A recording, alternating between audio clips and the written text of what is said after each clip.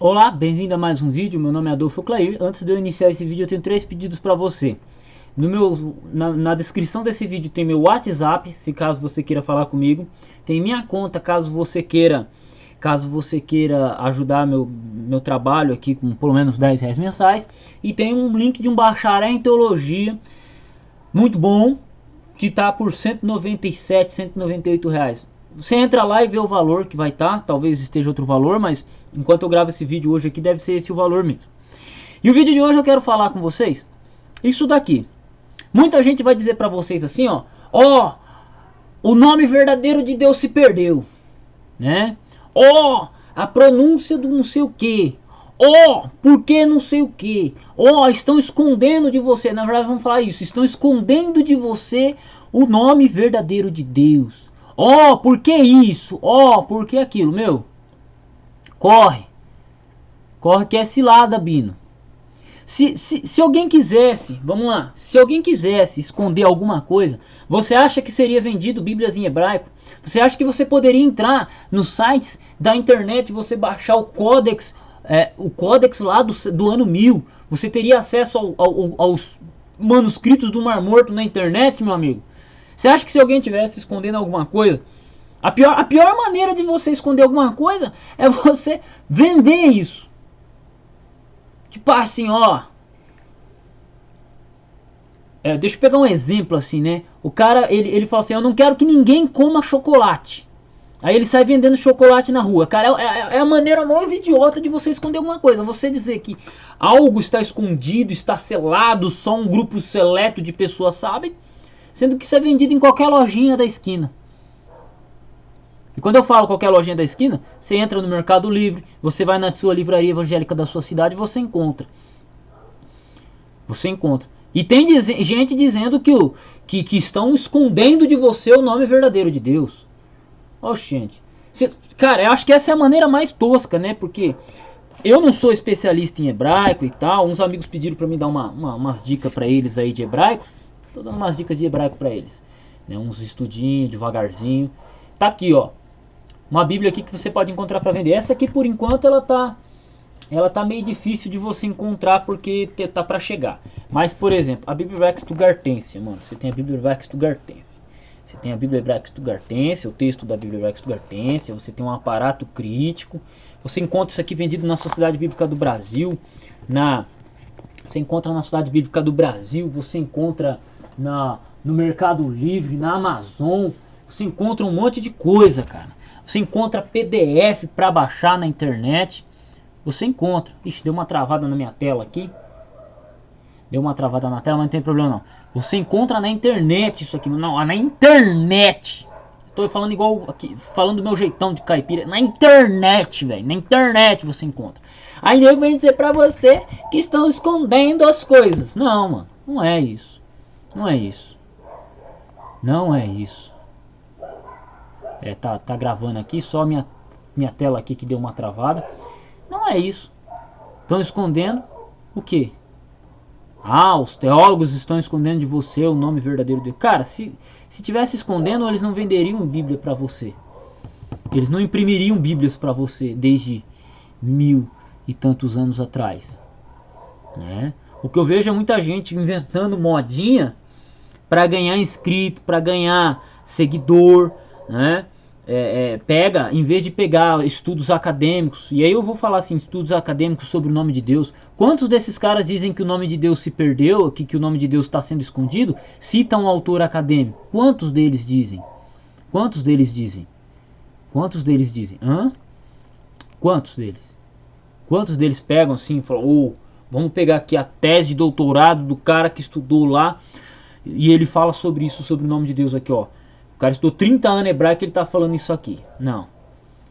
Você vai ter um doido aqui, um doido ali, um doido lá. Vai ter até um judeu que quer ganhar espaço na internet. E aí ele vai falar algumas coisas. Só que quando ele pega os documentos antigos que revelam o nome de Deus, são todos documentos da Idade Média, né? Ele não pega nas tradições mais antigas do texto hebraico. E por aí vai, Então, o problema aqui é como eu falei para um amigo, né? O problema da internet é que ela deu espaço para as pessoas poderem falar, e tem muita gente boa surgindo por causa da internet. Muita gente boa é conhecida por causa da internet, graças a Deus. Mas também ela dá espaço para muita gente doida. Muita gente que, em vez de trazer informação, ela desinforma. Muita gente que vai falar para você um monte de coisa, mas você vai perguntar para ela, mas peraí, se eles estão escondendo o nome de Deus, por que o texto está aqui? Por que o texto está aqui? Por que esse texto é vendido? Se fosse para esconder o nome de Deus, se fosse para selar alguma coisa, você não teria acesso a uma Bíblia dessa. Você não abriria na internet, os livros em hebraico. Você não teria acesso, né? Você não teria acesso a isso. Mas não. O nome de Deus está sendo selado. Os nomes estão todos errados. Estão todos errados.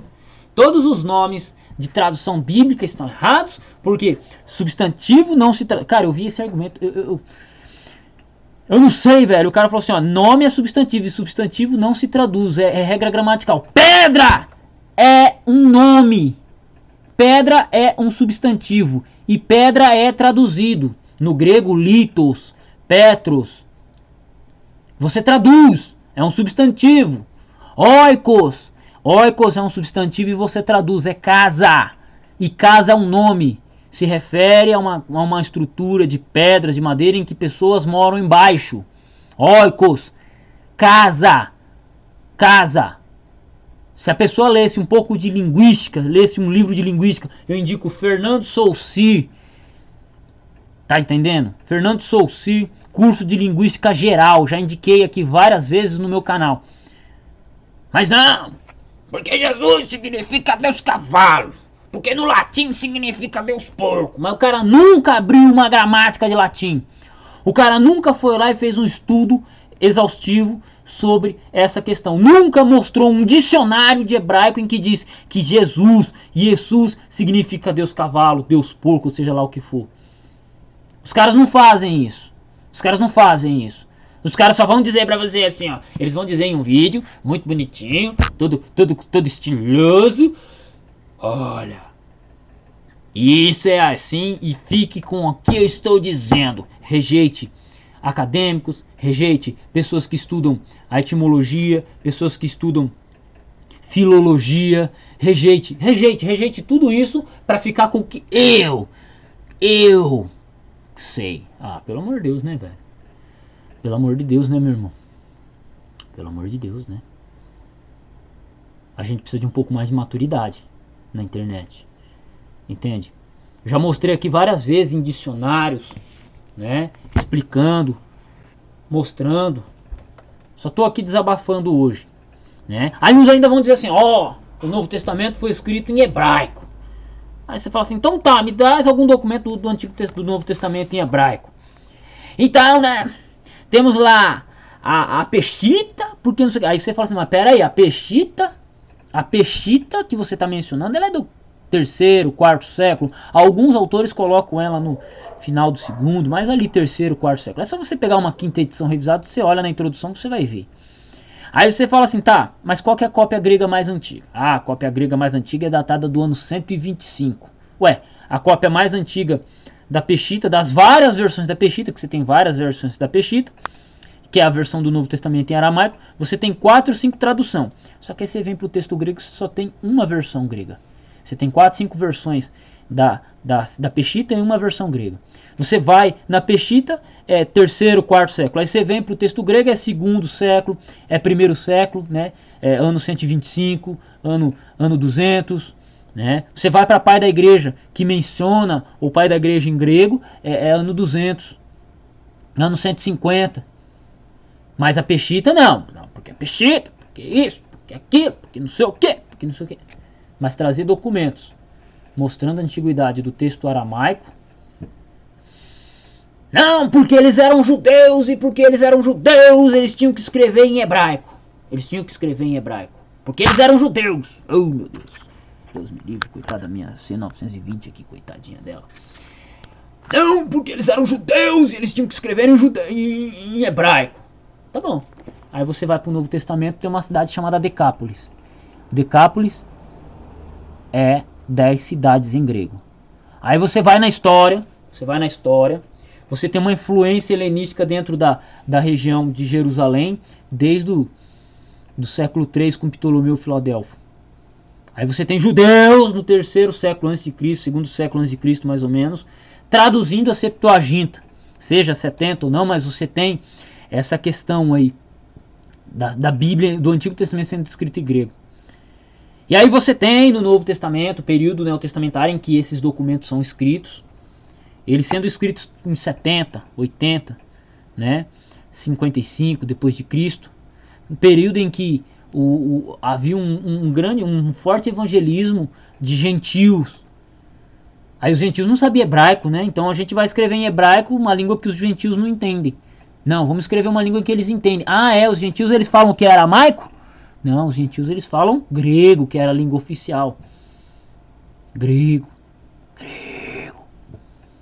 Aí os apóstolos, não, eu vou escrever em língua hebraica, porque é a língua dos judeus. Mas eu não vou escrever na língua em que a maior parte da igreja entende. Para eles, Corinto, que é uma cidade grega, fica no meio de Jerusalém. Tessalônica, Roma, a língua oficial era o latim, mas todo mundo lá sabia grego. Por quê? Para se comunicar com o resto do império. Se um autor latino queria ser conhecido, ele tinha que escrever em grego e não em latim. Rapaz, o que eu faço com essas informações? Não, mas não tem como. Os escritores do Novo Testamento, eles eram pescadores. E quem disse que pescador era burro? Pescador, mano. Pescador, ele tinha que negociar com pessoas que vinham de todos os cantos do mundo. Se você estudar um pouquinho sobre a Galileia, se você pesquisar sobre a própria Jerusalém, ela fica numa encosta marítima. Pessoas tinham que conhecer do mundo todo. Aí você vai lá em Atos 2, pessoas do mundo todo iam para a festa de Pentecostes. Então, um pescador conhecer um pouquinho de grego, não estou falando assim ser um erudito, não. Que no Novo Testamento, o grego do Novo Testamento, se você pegar João, por exemplo, que era um pescador nato, não é um dos melhores gregos do mundo, mas um pescador saber um idiomazinho como o grego era um pouquinho complicado, né? Mas sabia. É igual nós aqui, arranha no inglês, né? Tá arranha no espanhol. Quem vai morrer de fome se chegar na França aqui? Ninguém. Mas você não é fluente, você não escreve no estilo literário francês. Aí você olha para o Novo Testamento, é dessa forma. Você olha para o livro de Apocalipse, você olha para o livro de Paulo. Paulo, esse jeito dele escrever é muito simples. Todo mundo entende. O problema de Paulo é a linha de raciocínio, a retórica que ele utiliza. Aquilo era bichão. Aí você vai. Então assim, os caras falam demais, mano. Falam demais. E você tem que ficar com o que eles dizem, não com o que a história diz, não com o que a evidência, a lógica diz, não com o que o Novo Testamento diz, né? Porque Corinto fica em Israel. Não é uma cidade grega, né? Corinto não é uma cidade grega, fica em Israel. Roma fica ali do ladinho de Jerusalém. Então, Paulo, quando vai escrever aos romanos, ele tem que escrever em hebraico. Tá bom, Adolfo. Tem uns pais da igreja que falam que Mateus foi escrito em hebraico, originalmente foi traduzido. O Evangelho de Mateus, o livro de Mateus. Existe essa possibilidade? Cara, você tem alguns pais da igreja que dizem. Quantas cópias existem dos pais da igreja? Quantas cópias sobreviveram do texto hebraico? Quantas versões de Mateus você tem? Olhe todos os manuscritos gregos, você só tem uma versão.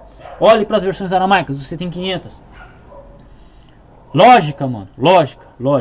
Então, eu peço que você que acompanha o meu canal, você que estuda, eu convido vocês a isso aqui, estudar grego. Quem quiser estudar grego, fala comigo. Meu telefone está na descrição.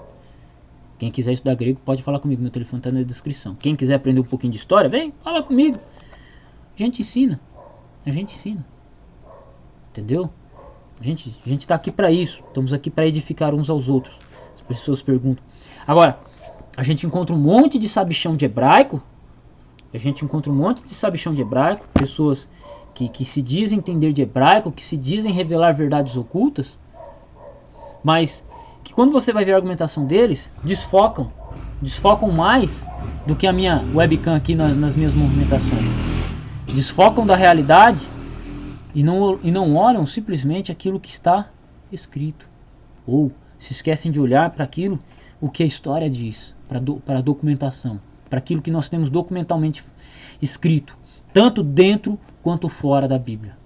Tanto quanto dentro quanto fora. As pessoas, elas ignoram e aí vão criar teorias das conspirações de que o nome de Deus, que nome não se traduz. Isso é tudo um bando de ignorante, na minha opinião. É tudo um bando de ignorante. Entende? E é isso aí. Deus abençoe seus estudos. Estamos junto no campo de batalha. Fique com Deus. E ó, convite. Estude a Bíblia. Estude história. Conheça. Desenvolva. Né? Jerusalém não estava sob comando romano desde 160 a.C. não, né? Jerusalém não estava sob o comando dos gregos desde os tempos imemoráveis, desde as conquistas. Né? Jerusalém era independente. Jerusalém não sofria influência grega, não. Não, né? Aí você vai lá no livro de Atos e lá fala que você tinha judeus e helenos tendo problema. Opa, judeus e helenistas. Helenistas era quem aderia à cultura grega, quem conhecia grego dentro de Jerusalém. Mas tudo bem, né? O que eu estou falando aqui não vale. Por quê? Não vale porque não condiz com a teoria conspiratória sobre o nome de Deus. Não condiz com a teoria conspiratória de que o Novo Testamento é pagão, né? Foi escrito em língua pagã. Pelo amor de Deus, né? Vamos catar coquinho. Fiquem com Deus, até o próximo vídeo. E vocês sabem onde me encontrar, né?